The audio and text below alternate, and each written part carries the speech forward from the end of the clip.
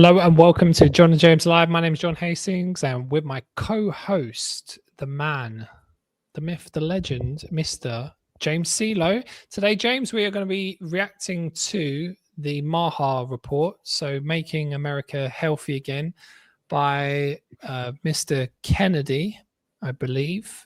Robert F.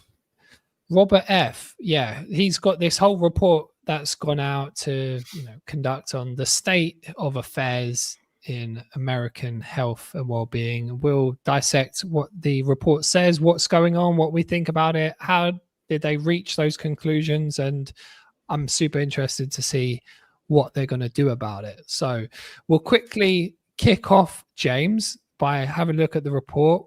We've put the report through ChatGPT, pulled out some of the key points as you do. Instead of going through it. So it's good. It's a good thing for anyone to do, isn't it, James? If you can download the report online, put it into ChatGPT, and then get it to pull out some of the key points. So simple. So I've done 10 key points. How many points have you done? I think I've got 8 on here. So we'll sort of see if them compare. Match up together. So I've started off with my one on this MAHA report as being over 40% of American children have at least one chronic health condition: asthma, allergies, obesity, autoimmune diseases, behavioral disorders. Geez, that's quite a lot, isn't it, James? That's a large percentage, isn't it? Yeah, what's going on? Childhood cancer incidences have risen by over 40% since 1975. Yeah. So again, people could say, look, there's more. It's better in terms of diagnosing, isn't it? There's more ways you can diagnose it, or you could say there is an actual rise. There's something that's going on. The food. Well, it's interestingly, both our wives work in the NHS, and whilst we can't talk about details or patients and individuals like that, which we never discuss, Ness and I, but she is of the opinion that cancers seem to be presenting themselves in younger generations than any other time in history. Yeah.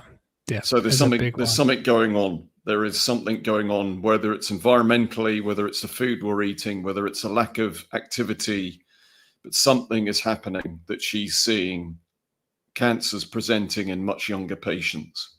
Yeah, there's a big, I'll put up the stats before, but we put it up for the under 50s. There's a huge rise since the 1990s in cancers in people under 50. So you're right, James. Something is, well, we know what's going on. It's been huge changes, isn't it, in the food industry, in people's exercise, the chemicals that people are whether ingesting or they're getting through their environment. So there's a multitude of things behind it. But to first off, James, I'm actually a little surprised about how quiet it's been, because I've sort of flagged up this report. Did you know it had come out, or was you really aware that it had come out?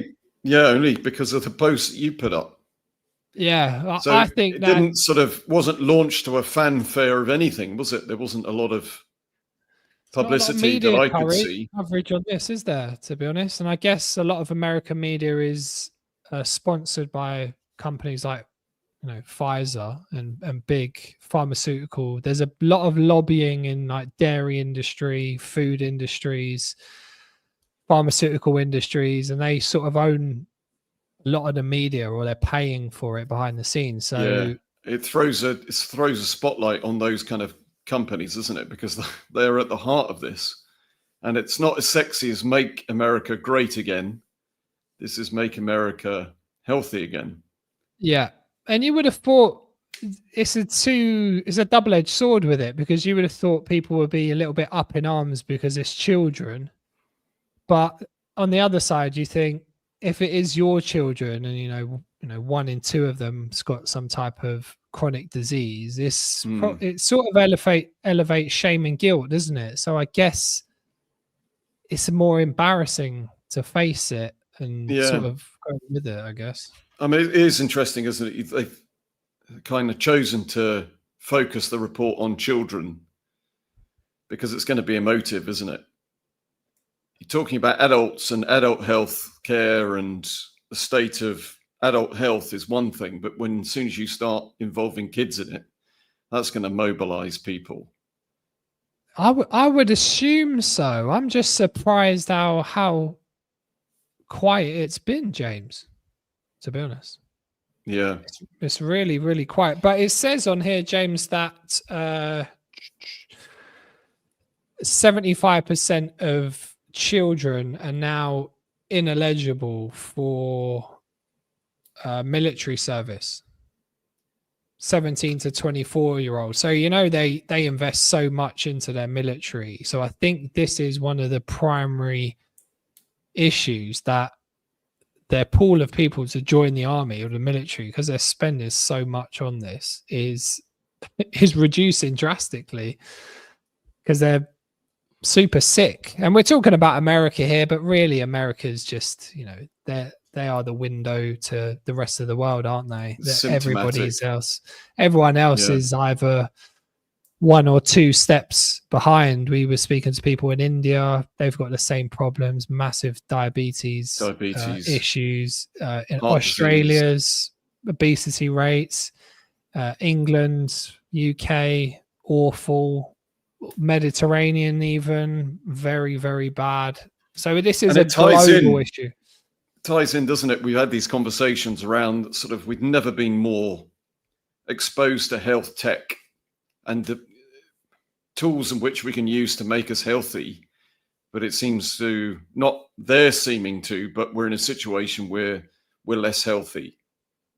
Yeah. So there's this groundswell around trying to integrate these tools into our lives to enable us to become more healthy, but actually on the face of it, we're even less healthy. So it's this kind of double-edged sword, isn't it? That this situation we're in, where it's self-imploding, that we've got all of these wearable pieces of tech, but actually it's not working. That's it. I think for both of us, James, for being in, we both started off in the health and fitness, health and well-being industry for the last 20 odd years. And that has been really my personal situation, my frustration with the industry, and seeing that, no matter how many services and you're providing, whether it's a software, wearables, tech, optimizing, gyms and things like that, making it look sexy, making it look good. The reality is, on scale, it's not working. It's not working at all, is it? And it's frustrating because we speak to a lot of people in the health and wellness industry. I don't think I've come across one person who's actually highlighted that statement, that there is more services, more products, more everything. And in reality, no one really faces up to the facts that it's not working. No. I mean, I think when you look at it as a whole, that I think the research suggests that actually we've got the same or a very similar metabolic rate as our ancestors, millennia ago. Our metabolic rates haven't necessarily changed. Our activity levels potentially have, but our calorie intake has been exponential. I mean, the amount that we're eating, the frequency that we're eating is unprecedented. 3 square meals a day with snacks in between, 7 days a week, 365 days of the year. And I would say the vast majority of people have probably not gone 24 hours without consuming anything, either ever or very, very, very rarely, the vast majority of people. And then when you think about our sort of hunter-gatherer ancestors, that they were in a situation where they didn't have that level of access to food. They had to eat what was the biodiversity, what was available to them. And we were never designed to eat in that way. So you can see how the downstream effect of that has created inflammation, when we're talking about cancers, obviously environmentally, pollutants, chemicals, etc., are a contributing factor to that. But the design of our bodies is such that we shouldn't be eating in that quantity. And the amount of meat that we consume, you think about the calorific. It's a type of, it's not just the calories though, is it? It's the nutrient density of these calories. Because another stat from that one, James, is that 70% of the food that children are eating is highly processed. Yeah. Ultra processed foods. 70%, James. It's no wonder they're getting cancer. We're literally killing kids. But is this a real thing about, it's convenience? But then again, we look at things like the dairy industry. We look at things like other industries, and this has been orchestrated to make money. Like the whole breakfast cereal thing, all of that, targeting the children. The way it's been marketed, that does a body good. The Milk Marketing Board does a body good, that it was all about being, good for healthy bones and growing kids, and it's good for a growing calf. Ain't necessarily good for a growing kid. Yeah, if you're a 1-ton animal, even the calf stops drinking it within a period of time. I think it's like 3 to 6 months. The calf stops drinking the bloody stuff. So in terms of people being force fed, you got to have your cereal. It was always, when I was a kid, it was cereal and milk, wasn't it? Totally. Like some type of sugar-based corn type cereal. But I know in the West, I even looked at in America, they did just a comparison of tomato ketchup, the difference in what they're using in the tomato ketchup in the US to the UK. Ours is a lot better, but in the US, what's that stuff they're using? Fructose corn syrup. Like corn syrup. Yeah. But they're using that in everything, James. They're feeding kids these milk drinks with fructose corn syrup in them at school on a daily with pizza. Well, you could correlate. I mean, look at the research done since the 1950s, when that was suddenly exploded onto the market, that refined corn syrup, and the incidence of cancer, obesity, and those health-related incidences has just exploded since. You can see, the graph, how it's increased. Yeah. So the food industry has a huge amount to answer for, but the way in which it's marketed, because again, we go back to the likes of Bernays and how things are mass marketed, even sort of cigarettes. Yeah, that's Edward Bernays. If everyone hasn't checked Edward Bernays out, go and Google it. Go and look. The founder of sort of modern PR and marketing. So it's all about artificial demand, wasn't it, James? So it becomes part of the vernacular. That parents are passing that down to their kids. It's like, because that was all of a sudden talked about, and it was part of society. And it became a belief system. It's like a kind of religion, isn't it? That you believe that these things are good for you because that's what your parents told you and their parents, etc. It gets passed down generation to generation. That it then becomes kind of folklore and an accepted thing that is healthy. But it wasn't. It was manufactured. It was created. And it was the marketing, if you think about it, James, is so manipulating and dark, isn't it? Look at what is it? The Sugar Puffs monster. You've got your Ricicles. You've got the Cocoa Pops. Pressure on mothers to feed that to their kids. And if they don't, they're missing out. The Ready Brek Kids, that was another one, wasn't it? I mean, the milk, porridge oats, slightly better, but... Yeah, it's so manipulative, isn't it? It's snuck in as something that was so wholesome. Insidious. If you scratch beneath the surface. Yeah. It's because it came off so scary. It tried to be so wholesome, like so kid friendly, when really it was like, you know, the clown poisoning your kids for money. It was all about money in the background.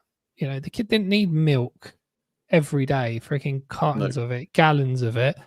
Yeah. I looked at like teenage acne. People have assumed that that's a thing. You know, they've assumed that this is what happens with teenagers. It's not a thing at all. No. It didn't even exist, acne. I used to have to take pills when I was a teenager at school. I'd have to go and get pills for acne. I did as well, yeah. Roaccutane. There was one kid, he was he had chronic acne and was left, I'm sure, was left with scars. And he'd have to go off and have almost kind of radiation therapy. Yeah. That red light therapy to freaking different things to and he'd come and his skin would be dry and flaking off and just awful. I mean, he had it bad. Really bad. And with the medical industry, you go there and they just say, oh yeah, some people get it, some people don't. It's only now they're really, you know, tying it to nutrition, and, you know, people with most of the people are lactose intolerant. They can't just digest lactose. Then you've got all of the, you know, I know they say the hormone level in the milk is low, but the pasteurization of dairy, not good potentially for humans. Increase of sebum and oil in the skin. Obviously, for some people, that's going to create some bacterial infection. You get tons of acne. Realistically, on a health and sort of anthropological basis, it would make no sense for a teenager to have acne. It would be like because you're meant to be at that point when you're coming into season is to attract a mate. The last thing that you would want to do ancestrally is look like you've got a disease. Yeah. So it makes no sense that you should have acne at that point, and you shouldn't do it. It's basically your body saying something's wrong. Yeah.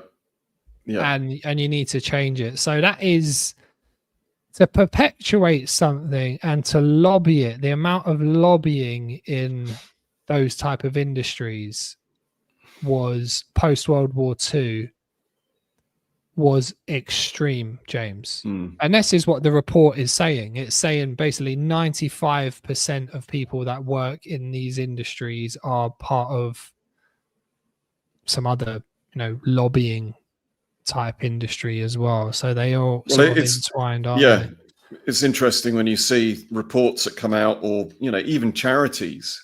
I think there was the Diabetes Association, whatever the equivalent is in the US, sponsored by an orange juice, Britvic or something like that. Britvic, you think, how can that be? Just think of it, even that as a fresh orange juice in the morning was like, have this, drink this. It's just like a whole, you know, when would you ever eat 10 oranges in one go and have that in a liquidized drink with no fiber? You just wouldn't do it. It just wouldn't be normal. You'd have one orange, you know what I mean, with the fiber, with all the stringy with the fiber, bits. the dietary fiber, exactly. And then to get kids to eat some breakfast cereal that is pure crap, sugar processed with milk, again, processed, unnecessary to have in that volume, washed down with, you know, 10 oranges in a liquid drink. And for the parents, they've been hoodwinked, James, haven't they? Realistically, because they're not going to feed kids poison, are they? Not on purpose. Not on purpose. So, but you just don't realize it, do you? Because then you've got these lobbyists that are producing scientific research that is not independent, and they're coming out with a science. Then they're creating the food pyramid. So who are you to say, okay, I'm going to go against this? this is not healthy. Unless you actually get involved, start learning about it, you're just going to take it for what it is. And because the kids love it, of course, when I was a kid, I could eat, 6 bowls and bowls of it. The amount of Cocoa Pops. You could eat a whole box of Cocoa Pops. Oh, Honey Nut Cheerios. Honey Nut. Ice cold milk with those Crunchy Nut cornflakes. Crunchy Nut cornflakes. You do in about 3 or 4 of those bowls, wouldn't you? So this stuff, it's like eating cake, isn't it? It's like chocolate cake. It's not for it's bad. No, it's really, but it's like anything, isn't it? We maybe in the savannas we would have picked up a bit of honey once in a while and gorged on it, but now when it's readily available all the time, 24/7, you're going to kill yourself, aren't you? So what else have we learned, James? We've got severe childhood obesity has increased by 500% since the 1970s. It's frightening, isn't it? Because when you're an obese kid, man, we know from clients, you've got a propensity to be an obese adult. It's hard. And it's harder. It's way harder. Your hormones are off. You're lethargic. You already retain fat. Yeah, those fat cells are less likely to give up the lipid as a result. Yeah, I think I've read that they're actually, they've replicated the cells. You never decrease the cell, you only decrease the size. So I know with clients in their adult life, they could put on like 10 kilos in a week, and you're just like, how? Yeah. Because they've got the fat cells already there. They just expand. It's just the amount of lipid that's within the cell. So that has to be drawn out for activity and for energy. So just the cell just either gets smaller or it gets bigger.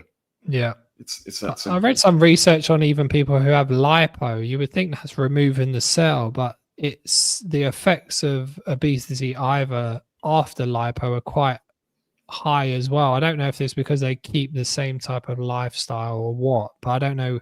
I'll have to look into that report on that. But I think on average, again, need to check it, but if you've been obese in childhood, that you may have above average number of fat cells, and you're more resistant the fat cell becomes more resistant to releasing that lipid as well. So you've got a kind of double whammy going on.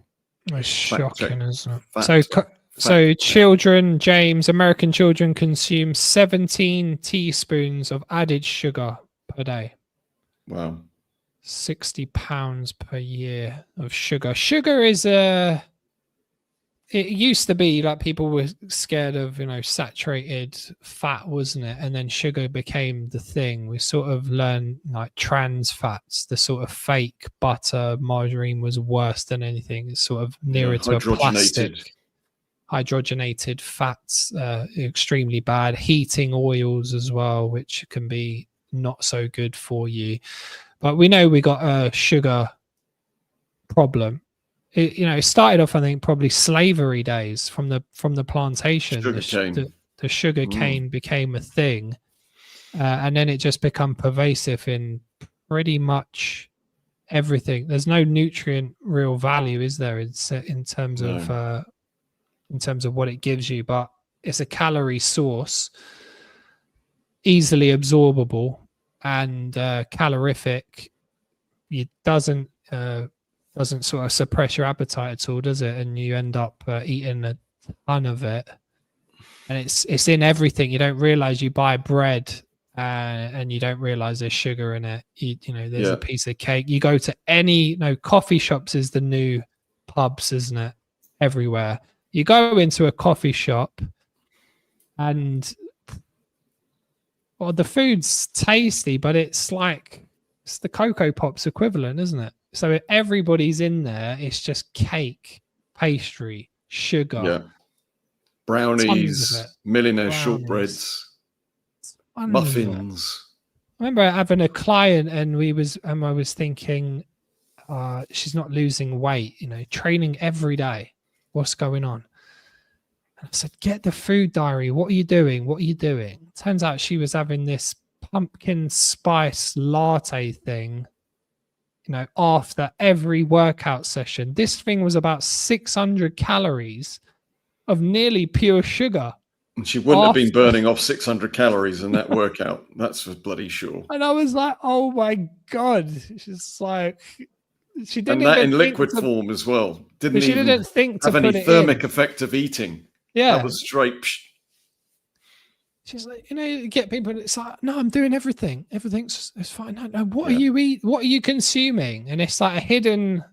She just didn't realize that was so calorific. Really can't outtrain a shit diet or taking in more calories than you burn out. It's that simple. Liquid calories, James. You and I know you got to be super careful of these things. You could say there's no digestive process. There's no thermic effect of eating where you're actually burning calories by digesting. If it's in liquid form, it's straight in. It's no straight in. Yeah, you could down 1,000 calories in some type of McDonald's milkshake thing, couldn't you? In one shot. And do not pass go. Do not blood sugar levels just rocket, and your body's either gonna use it or store it.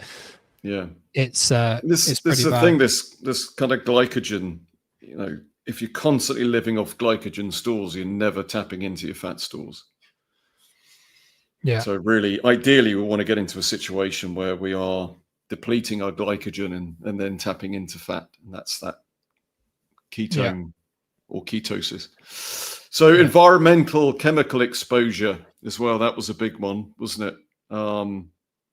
And that raising concerns about children's exposure, certainly to synthetic chemicals.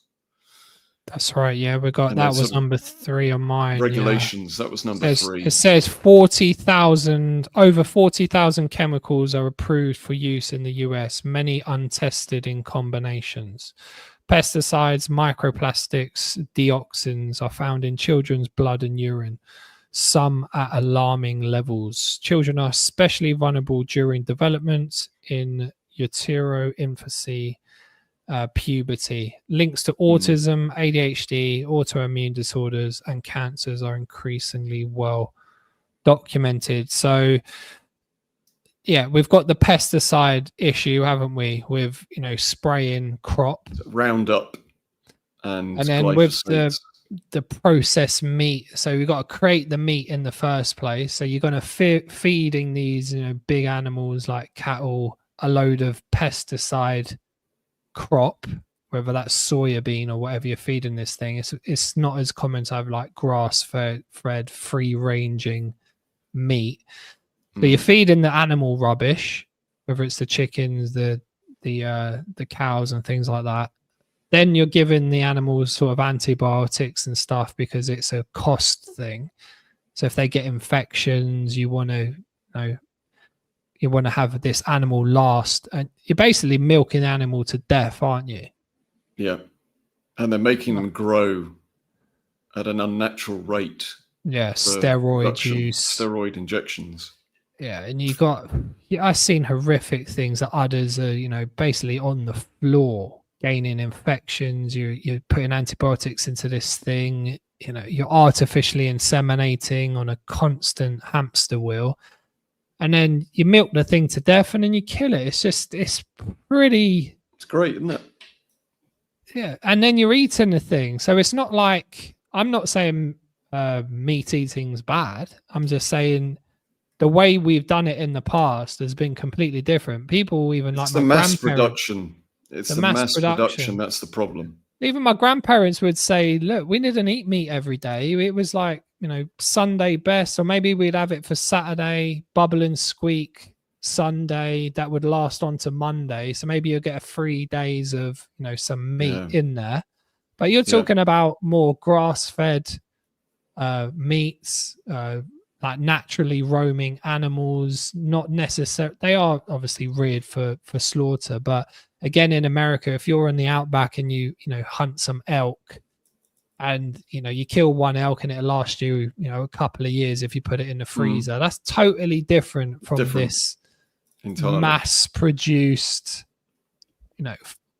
animal that's fed absolutely rubbish. The animal's stressed, cortisol running through its body, the meat's unhealthy. The chicken all of thing that is disgusting. translates. Yeah. The whole industry is disgusting, James. It's Well, I it's a noticed. I moral and mean, ethical thing, isn't it? As no, well, like people have I got to used to stand up. be one of the biggest meat eaters we would have come across. You know, chicken, pork, beef, and I just noticed that chicken started to taste different, just off, weird. Yeah. And I sort of turned pescatarian to begin with, and then went vegetarian, then full vegan. So that was about 5-6 years ago. And anecdotally, never had a headache since, haven't had sort of digestive issues, stomach upsets. I've not had any sickness, particularly, no colds, certainly no headaches, sleep better, feel cognitively lighter, better, just generally. So there's something in it. That's the common denominator for me.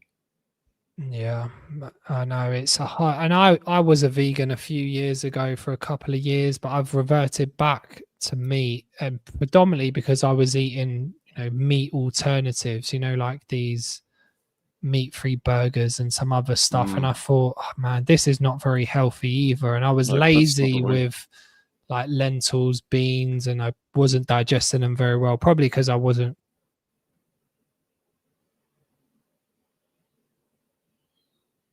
Oh, we have lost Mr. Hastings. Well, that's unfortunate, isn't it? I think his internet has gone down.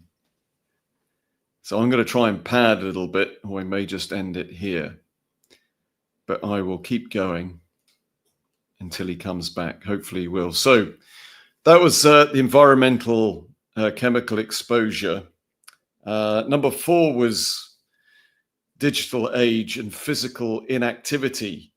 So the report discusses the impact of excessive screen time, which we kind of know about, reduced physical activity as a result of that, and the impact on sleep as well. So sleep deprivation and how that impacts the mental health and child's mental development, the brain development as well. So it seems to kind of change the chemical imbalance in the brain as well. So that was number 4. Over medicalization concerns. And the report points to a trend of over prescribing medications to children, including psychiatric drugs. And there's call for reevaluation of such practices as well. So that's number 5. And then number 6, it's listed as skepticism towards vaccine schedules. It advocates for further studies in the US, childhood vaccine schedules and larger clinical trials with placebos, whilst acknowledging that vaccines benefit in preventing infectious diseases. But I think there's going to be an overhaul of that. Number 7 was scientific integrity issues. The report has faced criticism for containing inaccuracies and citations likely generated by artificial intelligence, so AI, including non-existent studies and repeated or incorrect references. So that's an interesting one. So AI, I think, is a big area as well. It's seriously going to be for good, but also potentially could be used for nefarious purposes. We talked about that before as well.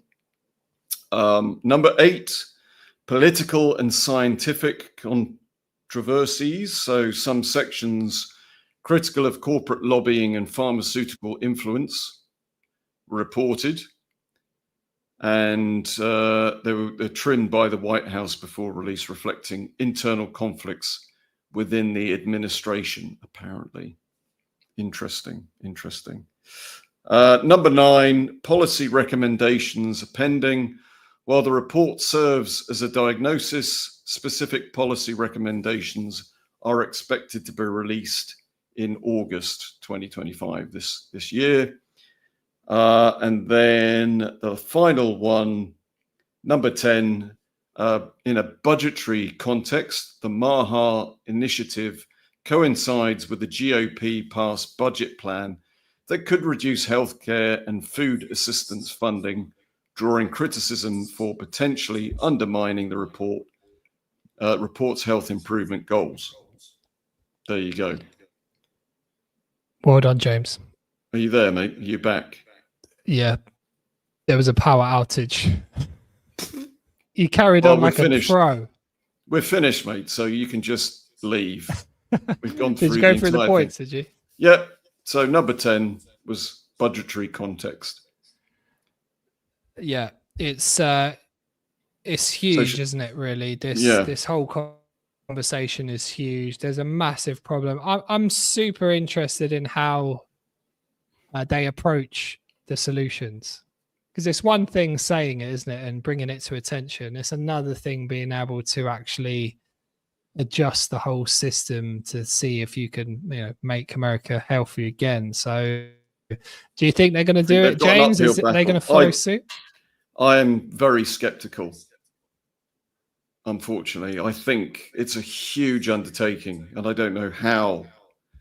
When you think about the size of the organizations that are creating the problem and the amount of money they pump into the economy and the power that they wield, I think it's an impossible situation. And there might be some improvements. There might be some legislation that comes through. Yeah. But my skeptical brain makes me feel like this is piecemeal. You think it's going to be a thing? Yeah, I don't know. I think these GLP-1s are going to come in, aren't they, James? They're going to be a huge thing. Yeah, so but I know people that are on them, but they haven't modified necessarily. Maybe they might be eating less, but the quality of what they're eating isn't necessarily improving. So on the one hand, you're combating obesity, potentially diabetes. That's what the drug was designed for. Yeah. But I don't know that the quality of what they're eating is improving. The quantity is, but the quality potentially isn't. That's the thing. But will the whole AI tech thing then start to be able to mitigate the cancers? And will it matter what you eat? Could we be humans that just eat whatever we want and we're genetically engineered by tweaking our DNA or having drugs and stuff? So you just take tablets to mitigate everything else. It's whether the medication can keep up. Because cancer evolves. Cancer doesn't stay. Yeah, that's a good point. Yeah. Stable. It transforms. It finds a way. Yeah. So over time, it could morph into something very different that we haven't got medication for. But yeah, because antibiotic resistance is a real issue, isn't it? It's become a real problem where it was being dished out by GPs all the time, and now they're like, ineffectual. No. Yeah, if you become resistant to antibiotics, you're in a right pickle, aren't you? To be honest, it's and that can happen if you're injecting all of these animals with these type of drugs. Yeah, you build up. Not only that, it messes with your gut flora and fauna. So if you've been on a course of antibiotics, you really could do with repopulating your with your gut health. Yeah. And that's hugely important. So I think for everybody out there, that's what we think. We just see it as something that we've been seeing for the last 10, 20 years, James, isn't we? It was no surprise to us. I was a little bit surprised it didn't gain more traction in the media, but on the other hand, like we said, because of the media is pretty much owned or there's a lot of sponsoring behind the scenes, though. Should we really be surprised it hasn't gained much traction?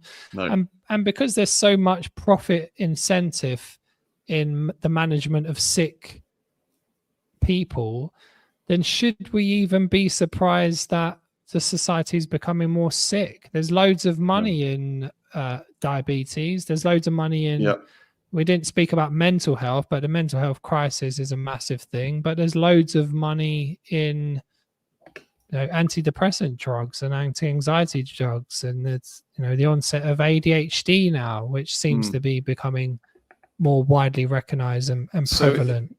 Until it becomes financially viable for people's health to improve, we're on an uphill. What is that going to need, James? They're going to need a reinventing. Well, there have to be some sort of incentive for people to be healthy. You're going to need to pay people to improve their lifestyle. And I don't know how that's policed. I don't know how that's implemented, but there has to be some incentive for people to improve their outcomes. Yeah. Or some type of environmental control where you put, sugar tax on stuff, or it's taken out of the food system altogether, that it's made illegal, that you cannot put it in there. Yeah, you can't put that sort of fructose syrup thing. You can't have any adverts selling junk food to kids. I think they're doing that, but even with adults as well, I guess, even things like Coke. Come on, man. How can you have Coca-Cola sponsoring the London Olympics? It was just embarrassing. McDonald's, there was like massive school incentive schemes talking about health, wellness, getting our kids healthy again, and then you're allowing, and again, it's the guilt thing to sponsor you. Because it's seen as a way of rewarding yourself. Taking your kids to McDonald's, if they've been particularly good, or it's a fun thing to do. I mean, whoever came up with the Happy Meal is genius, isn't it? When you think that just ties into the guilt and the pressure on a parent to go take their child to somewhere like McDonald's and give them a Happy Meal. I mean, a Happy Meal. With a plastic toy in it. So what's the psychology, James, of people that are in this industry? I've seen documentaries with branding and marketing people. They seem to just, I've been in sort of marketing and branding myself. You can just go off into your own little world of creating stuff. You're doing it with the outcome of trying to make money and be convincing and realistically manipulating. But you're sort of detached from ethics and morality when you look at the wider sort of implications of what you're actually doing. But there seems to be a huge detachment, even for people like Warren Buffett, who's seen as this guru person who's somebody who's very wise and making wise decisions, and he's investing in things like Coca-Cola because he's just looking at the bottom line. But realistically, this is poison, isn't it, James? There's an irony. There's a huge irony here, and I think what they try to do is offset that against doing good things, so charitable donations or setting up foundations. So going back to McDonald's, for example, is they have very close to hospitals these respite places so that parents can come stay near to their sick children. So you've got cancer care in the hospital, and then you've got the McDonald's, whatever they call it, like hotels for parents to come stay at so they can be close to their kids. So on the one hand, you could argue that that's an incredibly good thing to do, and that corporate responsibility, and that a lot of parents benefit from that.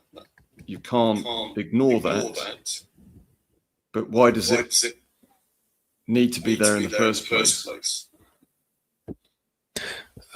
Yeah, you're right. You're right. And I was at sort of St. Thomas's and Guy's hospitals yesterday, and I just looked outside of them in terms of the statues they had up of, I think Thomas Guy, the guy who donated the money to start that hospital. So it sounds like a really philanthropic thing to do, and he's Mr. Good Guy, charity guy. But realistically, people complained, I think, around a few years back, and they've come up with the real story with how that money was made off the back of slavery, basically. So, it adds a different dimension to it. So if you've made money in this game of, manipulation or playing off of people, I get it when you're in the midst of it, James. Let's say you're working in the pharmaceutical company, you've got a mortgage, you've got some kids, you've got responsibility. Do you just sort of, I don't know, numb yourself down? It's like somebody was saying it before on my article, and I just said, okay, let me look in the mirror here. I drink coffee. I have an iPhone. I'm fully aware that my iPhone has been, precious metals have been mined in Africa, probably from some child somewhere. I know that there's slave labor camps in China making these iPhones. I've bought it. I know that these farmers in wherever, Costa Rica or anything like that, are being paid pittance for a lot of work in creating the coffee bean and crop. And I'm just drinking it. I'm doing it. I'm a hypocrite. Yeah. None of us are immune, are we? Is that what it is when you're working within these companies? Like, just nice people that are just numbing their awareness to do it? I totally believe that. I can't imagine that anybody gets up in the morning and thinks, oh, I'm going to go contribute to cancer or, killing people en masse with this particular product. I can't imagine anybody would be that psychopathic to get up and think that. So why am I still drinking? Why am I still buying iPhones and drinking coffee if I know that it's exploitation? Why am I still eating probably meat and stuff that is, if I was actually, would I kill the animal myself? If I actually watched behind the scenes about how this produced, would I do it? I'm a conscious person, but I'm still in that facilitation. So I can understand where people are just in that loop, because it just makes their life a little bit easier, and it's not close to home, is it? So you can sort of just bat it away, don't you? Yeah. I think it's how much of an inconvenience it would be, or how much it would impact on your daily life, or what you consider to be your freedoms.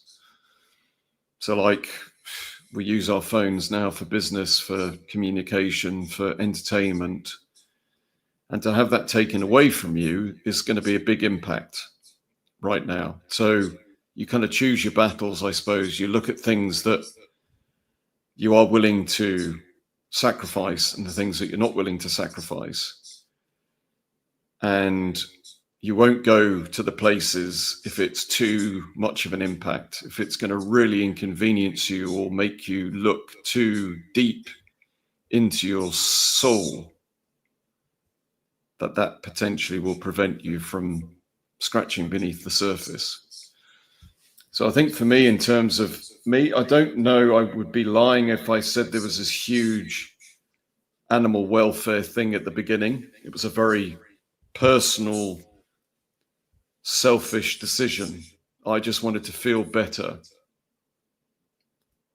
And then having felt better, it was then, oh, well, actually, maybe I'm treading a little bit lighter on the earth. But that doesn't absolve me from responsibility, because we know that farming avocados and almonds has an environmental impact. So none of us are impervious or are free from responsibility in terms of environmental impact.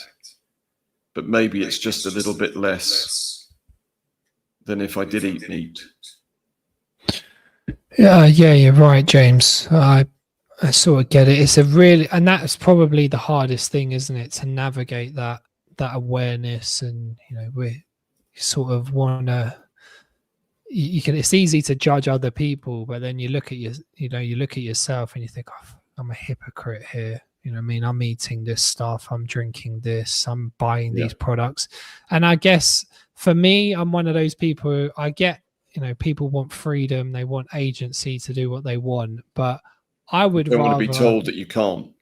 I would rather my environment be more controlled for the good of the masses. If they said to everybody, right, you can only buy meat twice a week and you only have that, I would say, yeah. And they said, look, these are the reasons, this is what we're doing, I would say, yeah, let's go for it. I want to be better. So just, why fight against my own internal instincts to want to do something all the time? I know that I'm going to want to eat Cocoa Pops every day. So why wouldn't I want to control my environment so that's not a possibility? It's a good thing for it not to be a choice, isn't it? If the sugar in the if the chocolate bars went up in price and they was £10 instead of £2, I'll probably stop buying it, which would be a good thing. Well, that's a really interesting point, isn't it? Because you think if it's priced so crazily that you think that people wouldn't buy it,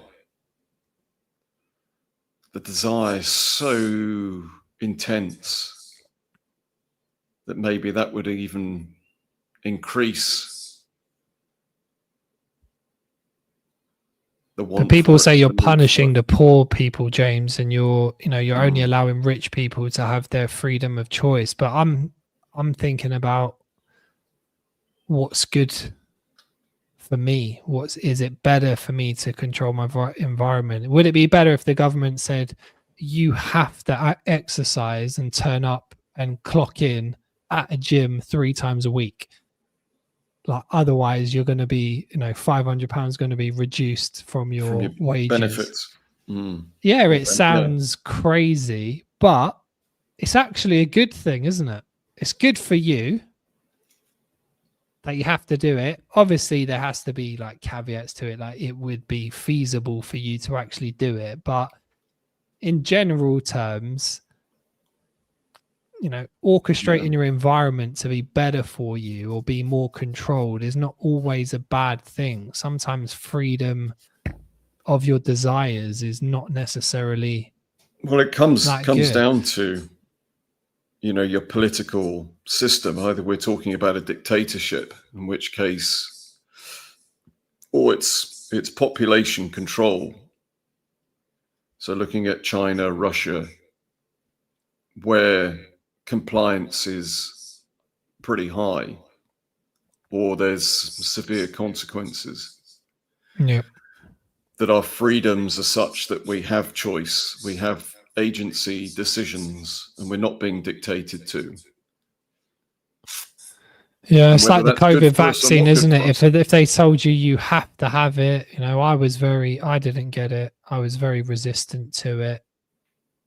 I didn't really buy into the claims about its origins and stuff like that. But imagine that was forced on you, then I wouldn't be too happy about that. But I would like to live in a world where I did believe these governments and they weren't financially invested into the decision making. If there wasn't the money behind it, then you've got more trust, haven't you, into it. And if they said to everybody, right, get this, I personally would like to live in a society where I could trust governing bodies of experts that knew just a hell of a lot more than I did on a subject, and they was doing it in the interest of everybody. Whereas at the moment, it's hard to distinguish, isn't it, whether that's the case or not? There's always going to be that level of skepticism, isn't it? That they're not being paid for policy. One. Anyway, James, that's the MAHA report. Let's see if it does gain any traction. We'll touch base with this in a few years' time to see if it's made any difference whatsoever, or we're in a 10 times worse position. But this is not just America, mate. James. This is the UK, this is Europe, Australia, India, and it is shockingly bad. Wake up and smell the coffee, or put your head down and, you know, watch your kids potentially die before you. It's we're gonna have to choices. Wait and see on this one. Thanks Yep. for that, James. Well done for taking heed on the old power cut, and thanks to everybody there. And we'll see you next time. Take care. Bye. Have a great Friday.